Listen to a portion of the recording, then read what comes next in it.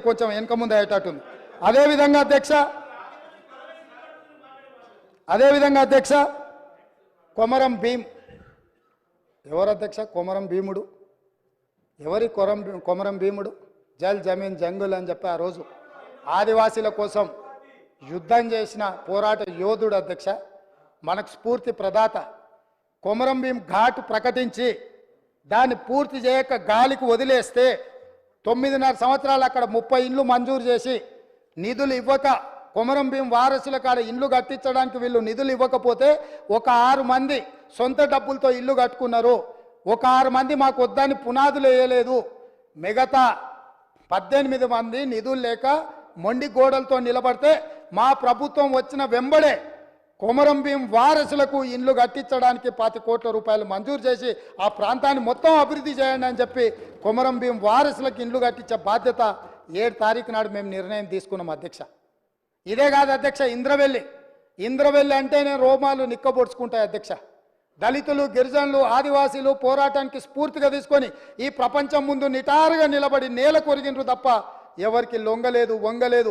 అట్లాంటి ఇంద్రవెల్లిని 9.5 సంవత్సరాలలో ఏ రోజైనా ఒక స్మృతి వనం కింద మారుద్దాం, ఒక స్ఫూర్తినిచ్చే పుణ్యక్షేత్రంగా చేద్దామని ఏ రోజైనా ఆలోచన చేసినారా అధ్యక్ష? మేము ఆలోచన చేసినాం. ఎకరం భూమి కేటాయించినాం, 1 కోటి రూపాయలతో స్మృతివనం చేసి పోరాట యోధులకు సముచితమైన స్థానం కల్పించడమే కాదు, ఆనాడు నేల కొరిగిన 1981 ఏప్రిల్ 20 తారీఖు నాడు నేల కొరిగిన కుటుంబాలను వెతికి ఎక్కడున్నారో వాళ్ళను చేరుకొని వాళ్ళకి ఇందిరమ్మ ఇల్లు కట్టుకోవడానికి ఇంటి స్థలంతో పాటు ఇల్లు కట్టుకోవడానికి 5 లక్షల రూపాయలు ఆ కుటుంబాలకు ఇచ్చి ఆదుకున్న చరిత్ర మాది. పోరాట యోధులను, త్యాగాలు చేసిన వాళ్ళను గుర్తించిన చరిత్ర మాది అధ్యక్ష. మా ప్రభుత్వమే, మా పార్టీ త్యాగాలకు నిలయం అధ్యక్ష.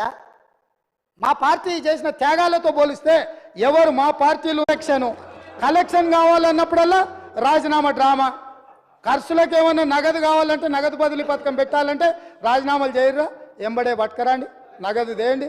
ఇది త్యాగానికి ఇక్కడ ఉన్నాడు వెంకటరెడ్డి. మంత్రి పదవి తెలంగాణ రాష్ట్రం వచ్చే వరకు తీసుకోని అన్నాడు, ఉమ్మడి రాష్ట్రంలో తీసుకోలే, మళ్ళీ తెలంగాణ వచ్చినాకనే మంత్రి పదవి చేపట్టిండు. మీలాగే కాదు, 3 నెలల తర్వాత మళ్ళెమ్మడి వచ్చి కుర్చీలో కూర్చున్న అలవాటు ఇక్కడ లేదు. కాబట్టి మీకు అసలు మాట్లాడే అర్హత ఎక్కడిది? మీకు మాట్లాడే అర్హత ఎక్కడిది? అందుకే అదే కాదు అధ్యక్ష, గూడ అంజన మీకు అందరికీ తెలుసు. దొర పీకుడేందురో అని మా గొప్ప కవి, ప్రజలలో చైతన్యం తీసుకొచ్చినాడు, గ్రామాన దళితుల గిరిజనులను చైతన్యం చేసినాడు. గూడ అంజన్న క్యాన్సర్ వచ్చి చచ్చిపోయే ముందలా చివరి రోజుల్లో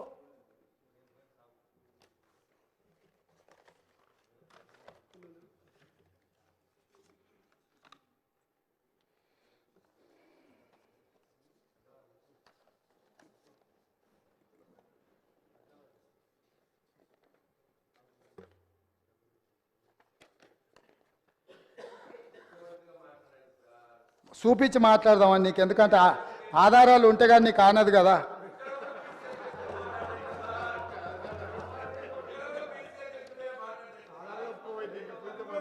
గూడ అంజన్న కన్నుమూత. ఆయన చివరి కోరిక ఏంది అధ్యక్ష? పక్షవాతంతో బాధపడుతూ ఆసుపత్రిలో చికిత్స పొందుతున్న సమయంలో ముఖ్యమంత్రి కేసీఆర్ను చూడాలనే చివరి కోరికను అంజయ్య తన కుటుంబ సభ్యులకు తెలియజేశారు. మొదట అంజయ్యను పరామర్శించేందుకు కేసీఆర్ వస్తారని సీఎం కార్యాలయ సిబ్బంది చెప్పినా తర్వాత రాలేదని భార్య హేమమాలిని చెప్పారు.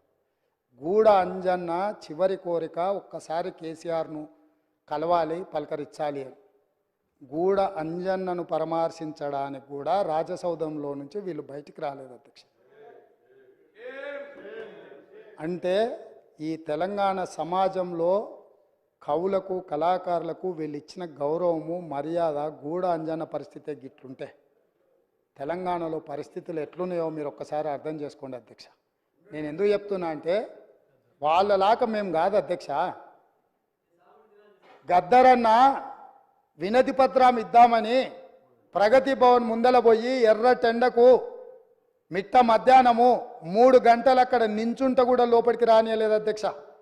గద్దరన్న చనిపోయిన రోజు ఆసుపత్రికి వచ్చి పోలీసులు అక్కడి నుంచే శవాన్ని ఇంటికి తీసుకెళ్ళి అక్కడికక్కడ దాన సంస్కారాలు చెయ్యాలనే ప్రయత్నం చేస్తే మేము అక్కడికి వెళ్ళి నిలబడి గద్దరన్న శవాన్ని తీసుకొని వచ్చి ఎల్బీ స్టేడియంలో పెట్టి ప్రజల సందర్శనార్థం పెట్టి లక్షలాది మందిని తీసుకొచ్చి సందర్శించే విధంగా చేసి గద్దరన్నకు నివాళులు అర్పించే అవకాశం తెలంగాణ సమాజానికి అంత మేము ఇచ్చినాం అధ్యక్ష. 10 నిమిషాలు చంద్రశేఖరరావు గారికి గద్దరన్న శవాన్ని అయినా నివాళులు అర్పించడానికి సమయం దొరకకపోతే వీళ్ళ తెలంగాణ ఉద్యమకారులను గౌరవించేదని మీ ద్వారా అడుగుతున్నా అధ్యక్ష. అందుకే ఏ గద్దరన్న పేరు చరిత్రలో ఉండొద్దని వాళ్ళు అనుకున్నారో, ఏ గద్దరన్నని చరిత్ర పుటలలో కప్పేయాలని చూసినో ఆ గద్దర్ గారి పేరు మీదనే నంది అవార్డులను, నంది పురస్కారాలను గద్దర్ పురస్కారాల కింద మార్చి శాశ్వతంగా ప్రతి సంవత్సరం గద్దరన్నను స్మరించుకునే విధంగా వీళ్ళు వద్దనుకున్న అందశ్రీ జయ జయ తెలంగాణ వాళ్ళ చెవులల్లో మారు మోగాలని ఇవాళ మా ప్రభుత్వం నిర్ణయాలు తీసుకున్నది అధ్యక్ష. ఇవన్నీ మా నిర్ణయాలు కాదు, ప్రజల యొక్క అభిప్రాయాన్ని మేము శాసనం చేసినాం. ఇది ప్రజల తరఫున ప్రజలు ఎన్నుకున్న ప్రభుత్వం, ప్రజాప్రభుత్వం చేస్తున్న ఒక మంచి ప్రయత్నం అధ్యక్ష.